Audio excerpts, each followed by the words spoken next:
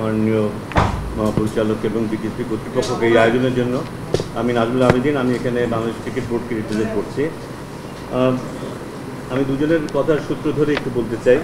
প্রথমত কারাতে ফেডারেশনের joint secretary এবং ফুটবল ফেডারেশনের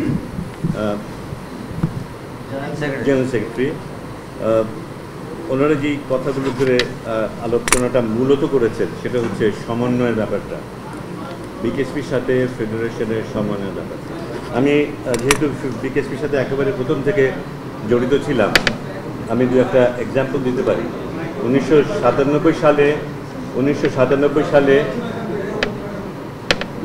বাংলাদেশ জাতীয় ক্রিকেট দল যখন এসিসি কাপ চ্যাম্পিয়ন হলো এবং তার ফলশ্রুতিতে ওডিআই স্ট্যাটাস পেল, যেটা কেউ তখন আশাও করেনি, সেই জন্য কিন্তু সবচেয়ে বেশি কৃতিত্ব দেওয়া হয়েছিল বিকেএসপিকে।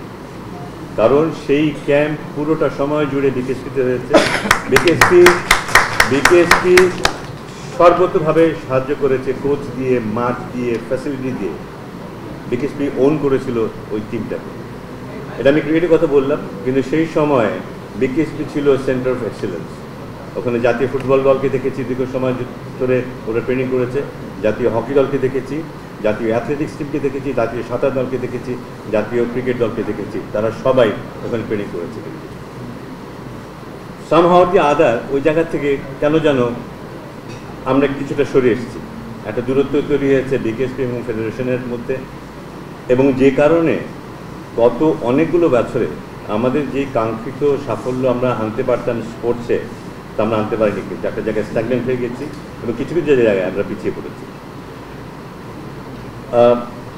আমি নিশ্চিত যে আজকে যে আলোচনা সভাটার আয়োজন করা হয়েছে, এখানে বিকেএসপির মহাপরিচালক হয়তো কিছু সমালোচনার মুখোমুখি হবেন, এটা মেনে নিয়েই হয়তো উনি এখানে বসেছেন। কারণ ওনার সত্যিকার উদ্দেশ্য হচ্ছে একটা জায়গায় যাওয়া যেখানে বাংলাদেশ স্পোর্টসে ভালো করতে পারে।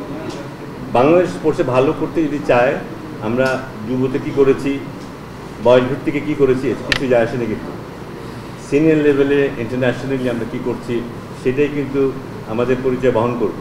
সাব গেমসে আমরা কী করছি, এশিয়ান গেমসে আমরা কী করছি, ওয়ার্ল্ড লেভেলে আমরা কী করছি, সেটাই কিন্তু আমাদের পরিচয় বহন করবে। আমি মনে করি যে ফেডারেশন এবং বিকেএসপির মধ্যে একটা কমন গ্রাউন্ড থাকাটা খুব জরুরি, যেটা পরস্পরের নির্ভরশীলতাটাকে এনশিওর করতে বাধ্য করবে। এবং আমার ধারণা সেই কমন গ্রাউন্ড হতে পারে প্লেয়াররা। এই প্লেয়াররা বিকেএসপির সম্পদ, যেমন এই প্লেয়াররা ফেডারেশনের সম্পদ। আলটিমেটলি এই প্লেয়ার ছাড়া বিকেএসপির কোনো পরিচিতি নেই, কিন্তু এই প্লেয়ার ছাড়া ফেডারেশনের কোনো পরিচিতি নেই। প্লেয়ার হু ইজ ট্যালেন্টেড, যে মেধাবী খেলোয়াড়, যে ভবিষ্যতে জাতীয় দলে খেলবে, সে যেখানেই থাকুক, BKSP has to own that player. At the same time, the federation has to own that player. সে যদি বিকেএসপি ছাত্র হয়ে থাকে তাতে কিছু যায় আসে না, still he is the player of the federation. সে যদি বিকেএসপি বাইরের কোনো সংস্থার প্লেয়ার হয়ে থাকে যে ভবিষ্যতে জাতীয় দলে খেলবে, সেও বিকেএসপি কোনো না কোনোভাবে একটা অংশ।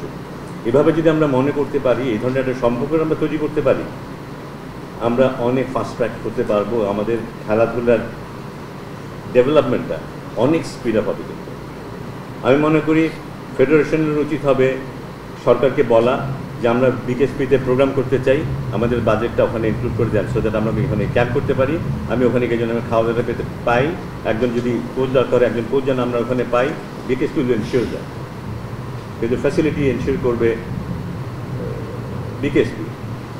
কারণ অনেক ফেডারেশনে কিন্তু সেই সামর্থ্য নেই, কিন্তু আমরা জানি ফুটবলের হয়তো আছে, ক্রিকেটের হয়তো আছে, অনেক ফেডারেশনে সেই সামর্থ্য নেই।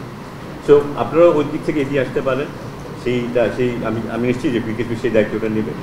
বাট ইন্টারেস্টিং জিনিস যেটা হচ্ছে যে আমাদের সবাইকে একটা কমন গ্রাউন্ডে আসতে হবে, যেখানে আমাদের স্বার্থ রক্ষিত আছে। কিন্তু আপনারা সত্যি যদি চাই, আমরা যদি সত্যি চাই যে আমাদের জাতীয় দল বাইরে ভালো করবে, আমাদের এখানে আসতে হবে কিন্তু। এবং দেয়ার ইজ নো রিজন এটা আমরা কেন করতে পারবো না।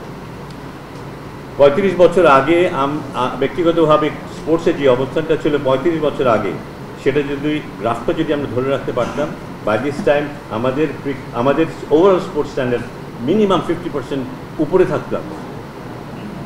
এর দায় অনেকটা আমাদেরও কিন্তু।